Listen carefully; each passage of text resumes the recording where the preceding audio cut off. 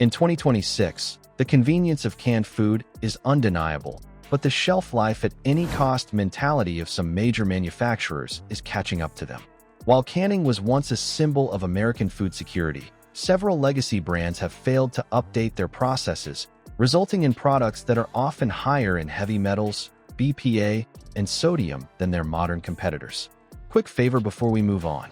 If you appreciate this content, consider giving this video a like and subscribing to the channel. Believe it or not, more than 92% of viewers haven't subscribed yet. It's free and only takes a second, but it means the world to us. So did you subscribe already? Great. Thank you so much for your support. Now back to the video. From rubbery proteins to fruits swimming in literal corn syrup, here are 8 US canned food brands you'll likely regret adding to your pantry. 1. Chef Boyardee Conagra brands. Why number 1? High sodium content and poor nutritional balance for children. Chef Boyardee remains a nostalgic staple for many, but in 2026, its nutritional profile is increasingly under fire. A single can of overstuffed beef ravioli can contain nearly 1,600 milligrams of sodium, which is over 65% of the total recommended daily intake for an adult, and far more for the children who typically consume it. Beyond the salt, the texture is frequently described as mushy and overprocessed. Consumer reports often highlight that the meat quality feels filler-heavy, with a sauce that relies on high-fructose corn syrup for flavor rather than actual spices or tomatoes. 2. Great value Walmart. Why number 2? Historical issues with BPA-lined cans and inconsistent ingredient sourcing. Walmart's house brand, Great Value, is the go-to for budget-conscious shoppers. However, independent testing has historically shown that a high percentage of Great Value cans, up to 88% in past studies, test positive for BPA-based epoxy resins in their linings. In 2026, as competitors move towards safer BPA-NI, BPA non-intent linings, Great Value's transition has been slower and less transparent. Additionally, their canned vegetables, specifically green beans and peas, are frequently cited by users for being grayish and overcooked, making them a poor substitute for fresh or frozen alternatives. 3. Brookdale Aldi house brand. Why number 3? Known for pet food-like textures in their meat products and watery chilies, Aldi is usually a fan favorite, but their Brookdale canned meat line is the exception. The Brookdale chunk chicken breast and pork luncheon meat have gained a reputation for having a jelly-like texture upon opening that many find unappetizing. Critics often point out that the chicken is surprisingly dry despite being submerged in liquid, and the chili with beans is frequently described as mostly sauce with very little seasoning or meat. When compared to Aldi's other high-quality, Simply Nature line, Brookdale feels like a significant step down. 4. Campbell's traditional line. Why number 4? Persistence of BPA in linings and high saturated fat in chunky varieties. While Campbell's has promised a transition away from BPA, testing continues to find BPA-based epoxy in their traditional red and white cans more frequently than in premium brands. Furthermore, their chunky soup line is often a hidden calorie bomb.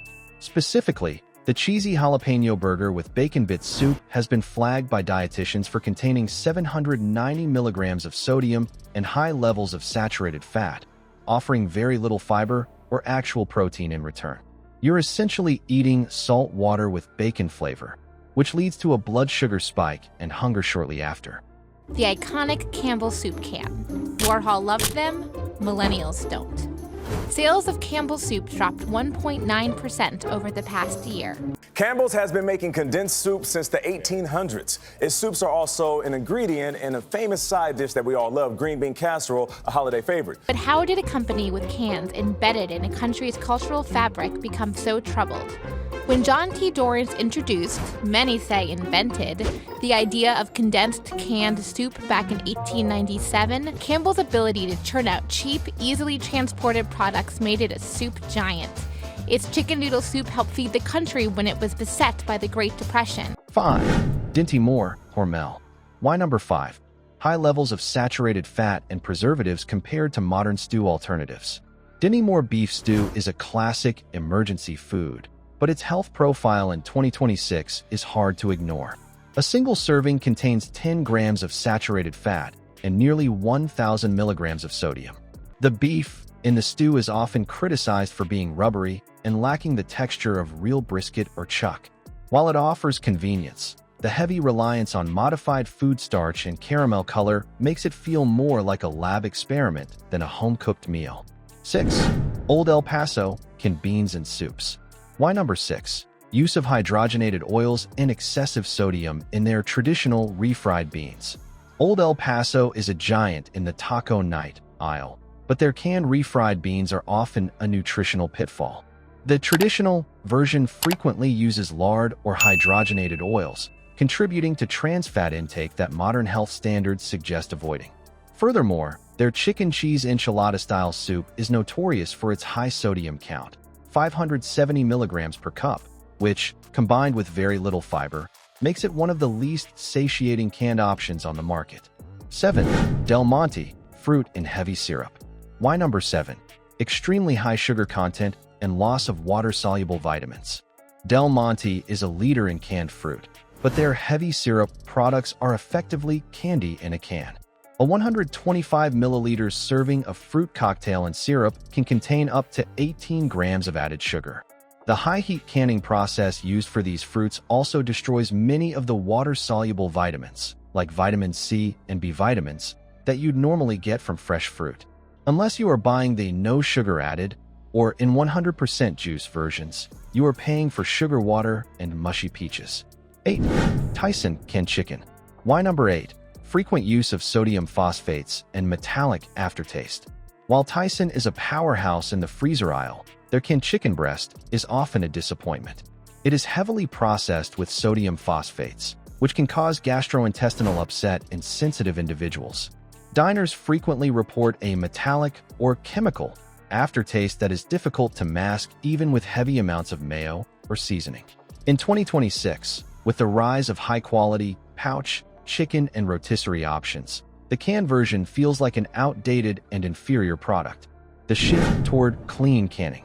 The trend in 2026 is moving away from these legacy, value, and heavy processing brands toward companies like Amy's Kitchen, Annie's Organic, and Wild Planet, which have fully transitioned to BPA-free linings and lower sodium formulations. The regret of buying a cheap can of soup or meat isn't just about the flavor. It's about the long-term impact of consuming high-sodium, chemical-heavy preservatives that have become unnecessary in modern food science. When shopping today, the rule of thumb is simple: read the back, not the front. If the sodium exceeds 500 milligrams per serving or the ingredient list starts with modified food starch and high fructose corn syrup, it's better left on the shelf.